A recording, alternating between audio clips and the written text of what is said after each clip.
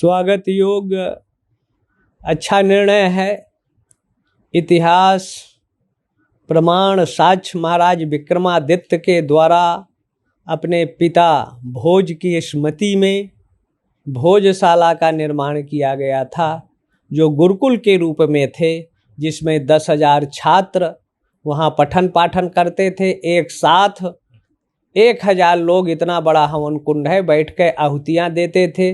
आज भी जब उसके अंदर हम 12 और 16 में भी गए, दरवाजे से जब हम प्रवेश करते हैं तो वेदों की ऋचाएँ, पुराण, उपनिषद, ज्योतिष, साहित्य के विभिन्न तरह के श्लोक ऋचाएँ उसके अंदर अंकित हैं। जो 64 योगिनियों की प्रतिमाएं हैं, जो बरामदा है उसमें जो कालम थे, पिलर, उनमें वो 10 महाविद्या, 64 योगिनी और सरस्वती का जहाँ मंदिर है वो पूरा डिजाइन पत्थर का बना हुआ है और संपूर्ण प्रतीक चिन्ह उसमें परिलक्षित होते हैं।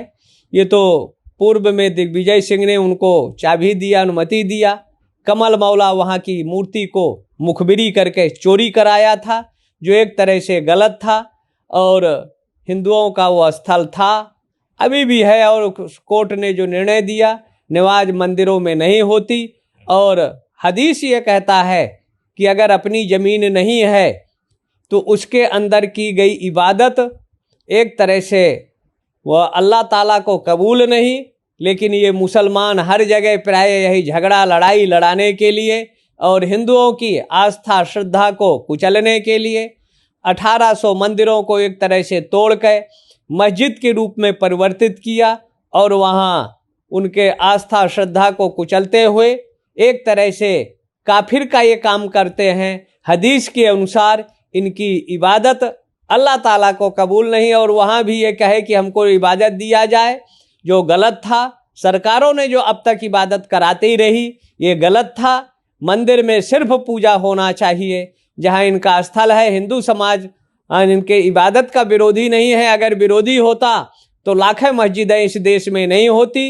ये कायदे से विश्व में सनातनियों का, हिंदुओं का देश है और सनातन जब तक ये घोषित नहीं होता, जैसे कर्ण कुंती पुत्र था, अघोषित था, विभिन्न तरह की परिस्थितियां निर्मित हुई और भारत को जब आज़ाद हुआ, इस्लाम के नाम पर पाकिस्तान और बांग्लादेश, पूर्वी और पश्चिमी पाकिस्तान मुसलमानों को दे दिया।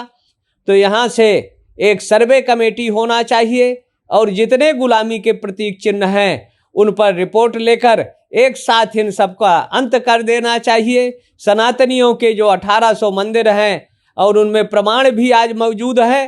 काशी का विश्वेश्वर का भी चल रहा है। निर्णय भगवान विश्वेश्वर के पक्ष में ही आएगा, क्योंकि सत्यमेव जयते, सत्य की ही सदैव विजय हुई है। हिंदू कभी आक्रमणकारी नहीं रहे, आक्रांता ये विधर्मी ही थे और उनका जवाब समय समय पर तथ्यों के आधार पर, साक्ष्य के आधार पर न्यायपालिका ने जो निर्णय दिया है वो खुशी, आनंद और श्रेष्ठ है। हिंदुओं के लिए कितनी बड़ी जीत है हाईकोर्ट का यह फैसला? बहुत बड़ी जीत है।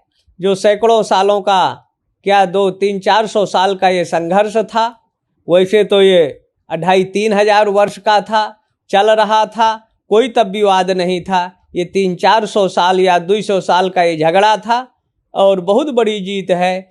हिंदुओं के लिए सुखद है, आनंददायक है, क्योंकि मालवा की ये परिकल्पना है, सोच है और मान्यता है कि बसंत पंचमी को जो बाग देवी के मंदिर में सरस्वती का पूजन करता है, उसकी बुद्धि साल भर विकार नहीं होता, 7 जन्मों तक सरस्वती उसका साथ नहीं छोड़ती है। ऐसी मान्यता को लेकर 5 लाख माताएं प्रतिवर्ष वहाँ पूजन अर्चन करती थी। लेकिन शुक्रवार जब आता था तो सरकार उनको छत में ले जाकर सरकारी गाड़ियों में पर्दा करके जो नमाज अदा कराते थे वो गलत था। मंदिरों में नमाज कहीं नहीं होती और इसको न्यायालय ने स्वीकार किया, प्रतिबंधित किया। बहुत अच्छी बात है, सुखद है, आनंद।